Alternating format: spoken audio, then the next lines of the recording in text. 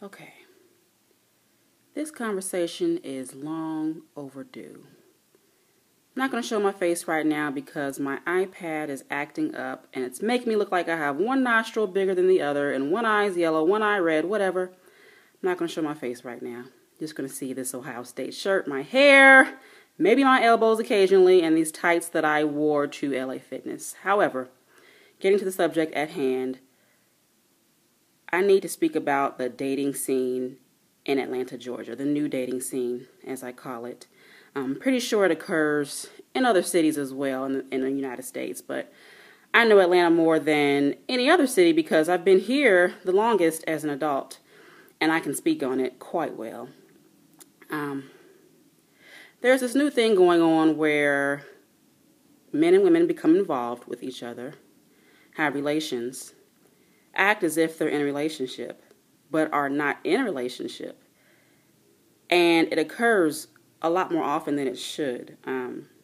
I've been in this in every situation I've ever dealt with the exception of the current situation that I'm in, which is a very good one. I'm actually in a relationship now. But in the past, I accepted being in, I can't even say relationship. I accepted being involved in a situation where I was not the significant other. There was no commitment. We acted as if we were in a relationship, but we were not, and I accepted it. And I'm not sure if it's because I was hoping for something more in the future. I was just, tolerating it and settling, but it's just not acceptable. And it's become epidemic here in Atlanta, Georgia. Yes, I said epidemic. I know it's not healthcare related, but it's epidemic. It's the right term to use. I have a lot of friends that are currently in sad situations and are depressed and things like that because they feel like they're not worthy being in a relationship, and the person that they're involved with, the man that they're involved with, will not commit, and given every reason in the world from, them just getting out of a marriage or just getting out of a relationship or having kids, they want to be mindful of them, or their finances not being in correct order, or them, whatever reason it is, it's just ridiculous. The older I get, I actually blame the women more than I blame the men for this occurring because, number one, they wouldn't be able to do these things unless we allowed them to. If we allow them to do these things, they're going to do it as much and as long as they can because if they can get the cake and eat it too, the old saying is very true. They're going to get the darn cake and eat it too, the whole thing, multiple cakes.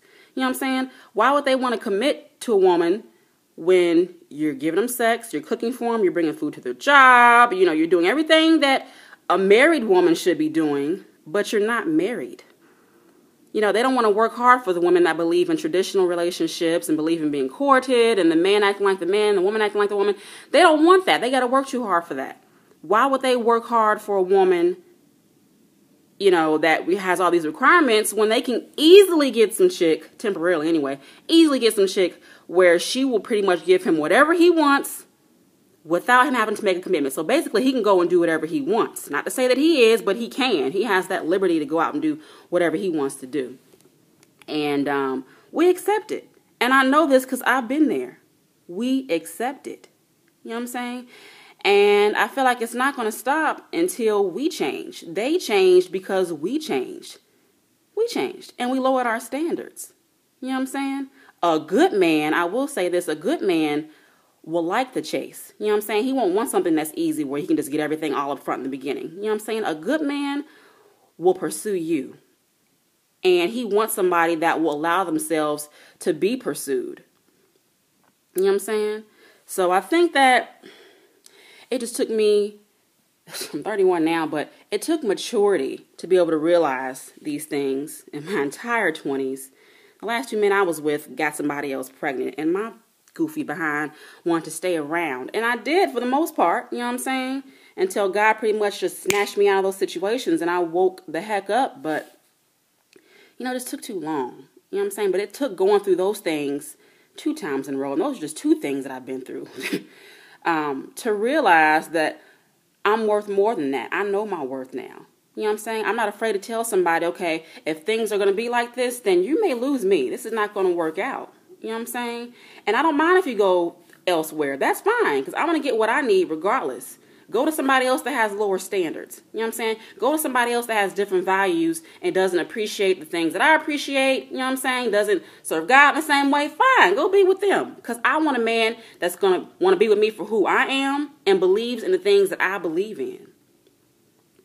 I don't believe in settling anymore. I make that known. You know what I'm saying? And I don't believe in courting a man. You know what I'm saying? If a man is your boyfriend or your husband, of course you're going to do nice things for them, but I'm not doing all that, and we're not even in a relationship. You know what I'm saying? Bump that. And I think until more women have that attitude, you're going to still continue to get the things that you've been getting over the past decade or however long you've been accepting these things. You're going to continue to get these results. So, number one, you have to realize what your self-worth is. You have to realize what you want. Realize what you want in a mate, and realize what God has for you. You know what I'm saying? Read the Bible. That will help you a lot in determining, the type of person you should have in your life. Pray about it. That is really important. You should really pray about everything in your life. If you have a hard time pulling away from these kind of men because you're stuck with them because of soul ties or because you've just been with them for a while, whatever, pray your way through it. That's the best way, best advice I can give. That's what I did. I prayed about it. And time. It takes time to get through these things. It ain't gonna happen overnight, especially if every relationship you've been in has been one of these situations. Because for me, that's how it was. But we gotta do better. I'm speaking of females. Men definitely gotta do better, but we gotta do better because they can't do anything unless we allow them to do it. Get that in your head. They can't do nothing until we allow them to do it. They can't have babies. They can't have sex. Half of them can't cook. Some of them can cook, but most of them can't cook. They can't do nothing without us until y'all realize that you all have the power. You know how much power you got? Baby girl, realize how much power you have and run with it. If he don't appreciate you, if he can't make a commitment to you eventually, you know what I'm saying? I don't say I'm going to sit here and put a time limit on when that should happen. But, it shouldn't be too long.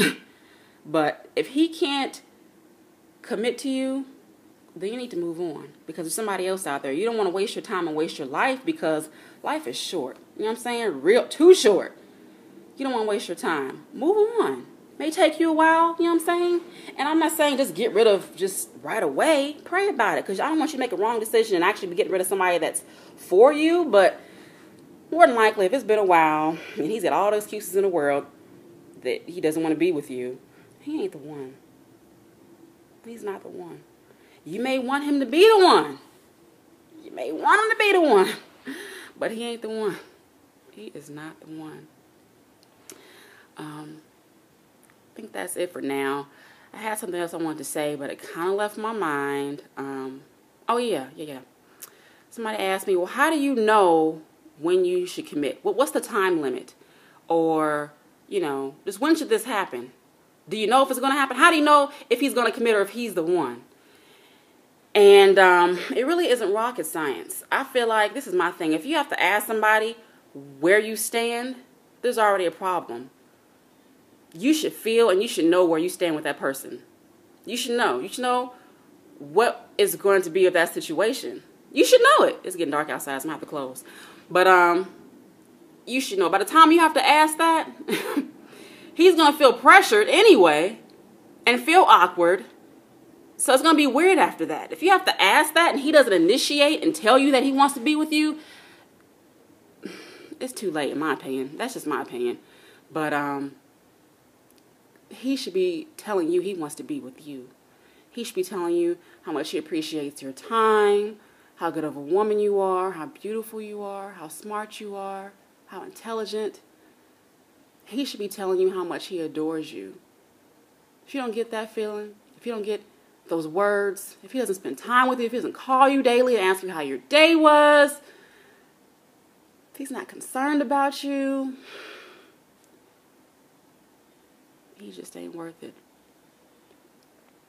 I actually wrote 2 blogs on that. If you go to www.lipsticksanctuary.com, in the dating and relationships section, I wrote some very helpful information on how to recognize if somebody's really into you. But just use your common sense. Don't be a dummy too long. Because like I said earlier, life is short. It is really short.